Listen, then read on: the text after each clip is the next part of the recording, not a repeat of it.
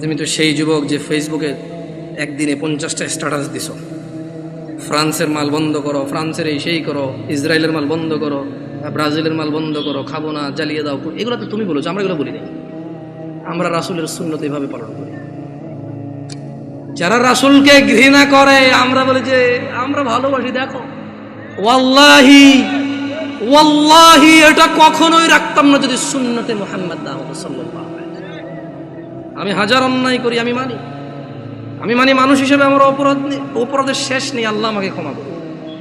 তবে তোমরা যারা মুহাম্মদ সাল্লাল্লাহু আলাইহি সাল্লামকে নিয়ে কুচ্ছা রটনা করো, অবমাননা করো, তোমাদেরকে বলে রাখি আমার টাকনুর উপরের কাপড় ওনাকে ভালোবেসে। তোমাদের বলে রাখি আমি বাম পা দিয়ে টয়লেটে যাই ওনাকে ভালোবেসে। তোমাদেরকে বলি আমি ডান হাতে খাই ওনাকে ভালোবেসে সাল্লাল্লাহু আলাইহি ওয়াসাল্লাম।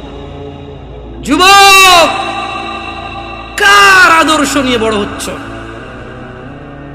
এই দেশের বাবা মারা কি তাদের সন্তানকে আদর্শ শিখাবে না? এরা কি তাদের সন্তানকে এভাবেই শিয়াল কুকুরের মতো রেখে চলে যাবে পৃথিবী ছেড়ে, আর আশা করবে তাদের মৃত্যুর পরে এই সন্তানগুলো তাদের অনেক কাজে আসবে?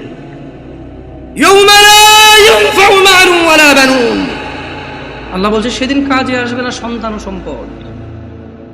ও নয়াপাড়ার মানুষরা, তোমাদের আদর্শ কে? তোমাদের আদর্শ কে? না, তোমাদের আদর্শ ব্রাজিল, আর্জেন্টিনার পতাকা। 4 কিলোমিটার পতাকা লাগাইছে আম বাগান বিক্রি করে, খবর শুনছি। আল্লাহকে হেদায়েত দিক। আল্লাহ আমার ভাইকে বুঝার তৌফিক দান করুন। যদি আজ বাংলাদেশের নিয়ে কিছু করতে বুঝতাম, নিজের দেশের একটা গিনিস বুকে ওয়ার্ল্ড হইতো।